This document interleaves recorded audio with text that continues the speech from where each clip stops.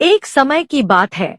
एक छोटे से गांव में एक व्यापारी रहता था जिसका नाम हरिनाथ था। हरिनाथ बहुत ही संपन्न और अमीर व्यक्ति था, लेकिन उसका दिल बहुत कठोर था। वह अपने पैसे को लेकर बहुत कंजूस था और कभी किसी गरीब की मदद नहीं करता था। उसका मानना था कि उसे केवल अपने फायदे के बारे में सोचना चाहिए और दूसरों की मदद करने से उसे कोई फायदा नहीं मिलेगा।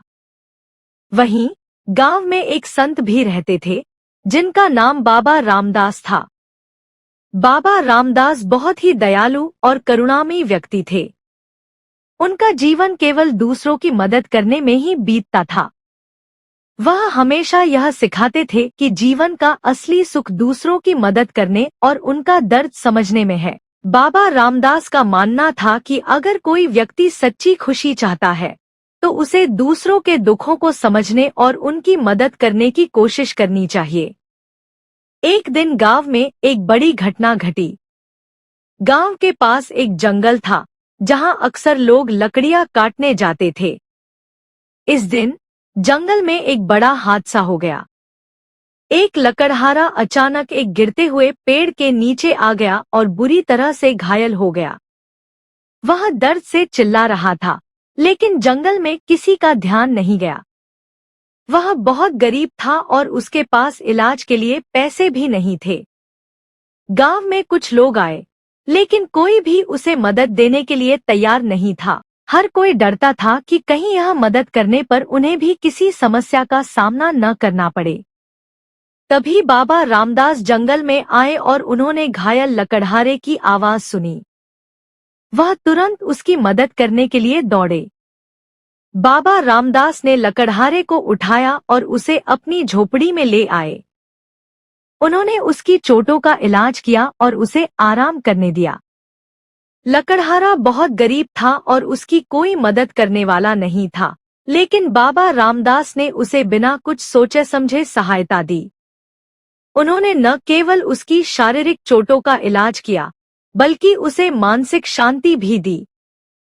दूसरी ओर हरिनाथ को यह सब देखने का मौका मिला। वह यह देखकर बहुत चौंका कि बाबा रामदास ने बिना किसी स्वार्थ के उस गरीब आदमी की मदद की। हरिनाथ को यह समझ में आया कि वह जो पैसे और संपत्ति जमा कर रहा है, वह किसी काम की नहीं, अगर वह दूसरों की मदद नहीं कर सकता। फिर भी हरिनाथ का मन यह मानने को तैयार नहीं था कि एक व्यापारी को किसी के दुख दर्द में मदद करनी चाहिए। कुछ दिनों बाद एक और घटना घटी। गांव में एक बड़ा उत्सव होने वाला था और हरिनाथ ने अपनी दुकान पर एक भव्य आयोजन करने का निर्णय लिया था।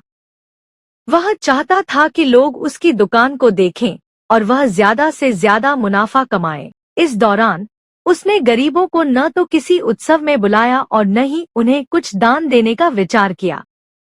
लेकिन जब उत्सव का दिन आया, तो बाबा रामदास ने यह निर्णय लिया कि वह हरिनाथ की दुकान पर जाएंगे। वह वहां गए और अपनी जिंदगी के कुछ अनुभव लोगों से साझा करने लगे। उन्होंने वहां उपस्थित लोगों से कहा, सच्ची खुशी किसी के धन और संपत्ति में नहीं होती। जो व्यक्ति दूसरों की मदद करता है, वही असली सुख को महसूस करता है। बाबा रामदास की बातों को सुनकर लोग सोच में पड़ गए। हरिनाथ भी ध्यान से बाबा की बातों को सुन रहा था। उसने महसूस किया कि उसकी संपत्ति और व्यापार का कोई असली उद्देश्य नहीं है, अगर वह दूसरों की मदद नहीं करता। लेकिन फिर भी वह इतना कंजूस था कि उसने मन ही मन सोचा, मैं अब भी यह नहीं समझ पा रहा कि बाबा रामदास जैसे व्यक्ति की मदद करना जरूरी क्यों है। इसी दौरान गांव में एक और संकट आ गया।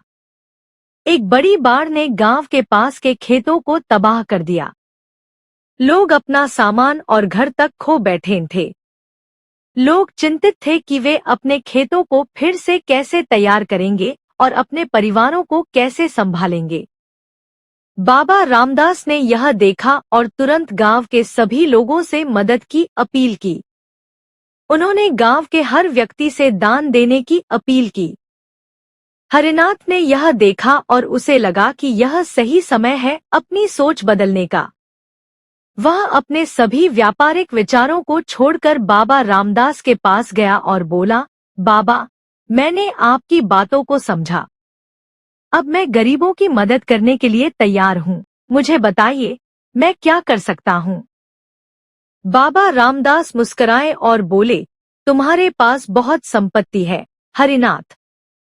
इसका सही उपयोग करना तुम्हारी जिम्मेदारी है। अगर तुम अपनी संपत्ति का उपयोग लोगों के भले के लिए करोगे, तो न केवल तुम्हारा जीवन सुखमय होगा, बल्कि तुम्हारे पास जो भी है, वह सच्ची संपत्ति बन जाएगी। हरिनाथ ने बाबा रामदास के कहे अनुसार गांव के सभी पीड़ितों को मदद देना शुरू किया। उसने अपनी संपत्ति का एक बड़ा हिस्सा दान में दिया, ताकि लोग अपनी जिंदगी को फिर से शुरू कर सकें। उसने गरीबों को कपड़े, भोजन और इलाज की सुविधाएं दी। गांव के लोग हरिनाथ को अब एक अलग नजरिए से देखने लगे। अब वह सिर्फ एक व्यापारी नहीं, बल्कि एक मददगार व्यक्ति बन चुका था। उसकी सच्ची खुशी और संतोष तब शुरू हुआ, जब उसने दूसरों की मदद करना शुरू किया। वह समझ गया था कि असली सुख दूसरों के भले में है, न कि केवल अपने बारे में सोचने में। इस कहानी से हमें यह सीखने को मिलता है कि जीवन में सबसे बड़ी संपत्ति हमारी दया और करुणा है। अगर हम दूसरों की मदद करते हैं, तो हम न केवल उनका जीवन सुधार सकते हैं, बल्कि अपनी आत्मा को भी शांति और संतोष प्रदान कर सकते हैं।